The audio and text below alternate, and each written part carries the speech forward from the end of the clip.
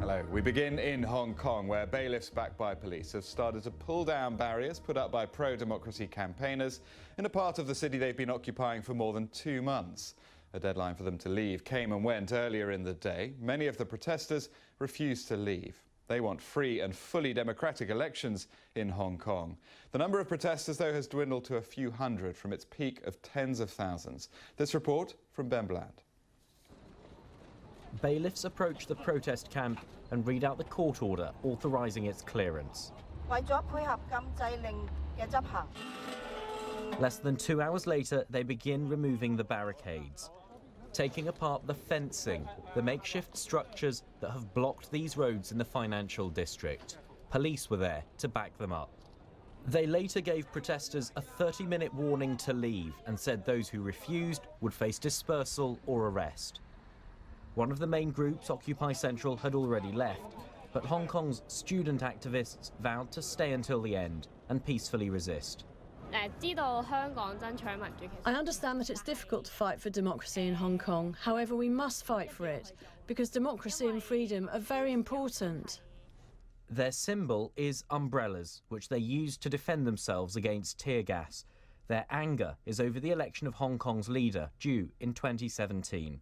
China, which ultimately governs the region, says a committee will nominate 2 to 3 candidates. Pro-democracy campaigners say that amounts to vetting, is undemocratic and is not a free election. The protest began 2.5 months ago. At its peak, tens of thousands took to the streets. Now, just a few hundred remain. Public support has weakened. The court order, obtained by a business fed up with the disruption. The camps have been in 3 districts. The Mong Kok site was cleared last month, now Admiralty, leaving just Causeway Bay. But the signs suggest the campaign may not be over yet. Ben Bland, BBC News. Well, the BBC's Babita Sharma is in the city's Admiralty district. On the face of it, this could be a normal day in the life of the pro-democracy movement that has been here for the past 11 weeks at the main protest site in the heart of Hong Kong's financial district. No real change. Tents over there, hundreds of protesters on the streets, and as you can see, the yellow umbrella standing tall.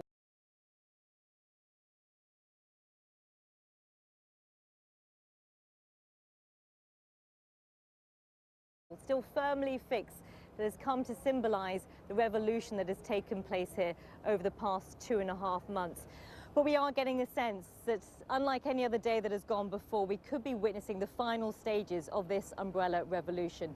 As we speak, to the far side of where we are, bailiffs are busy enforcing a court order to remove the barricades that have been in place.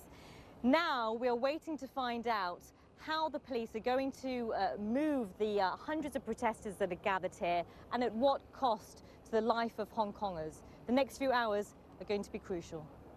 Babita Sharma reporting a little earlier. Well, let's just take a quick look at the live scene from Hong Kong now.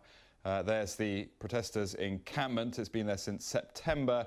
Some reports suggest that police are starting to move in to dismantle some of that encampment. They had set a deadline for about an hour ago, saying that they were going to move. But as we can see there, those tents still in place. We will keep an eye on that for you.